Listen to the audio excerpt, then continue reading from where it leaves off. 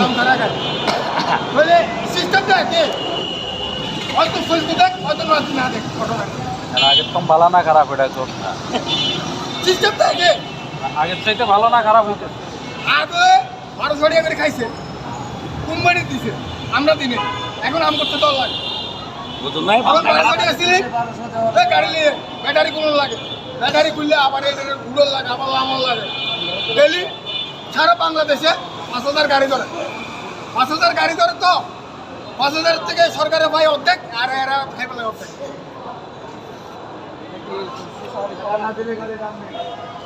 কে করবে স্বাভাবিক কে করবে স্বাভাবিক স্বাভাবিক নির্বাচিত সরকার আইনের সময় দেখবো কি হয় না হয় দেখবো এর পর আগে পেয়ে লাভ নেই বন্ধ করে দিলে সমস্যা নাই তো অটো রিক্সাতে আমরা তো জ্বালাতন করে না অটো রিক্সাতে আমরা বাদ পাই না আমরা বাংলা চালাইছি বাইরে গেছি কোনো সমস্যা নেই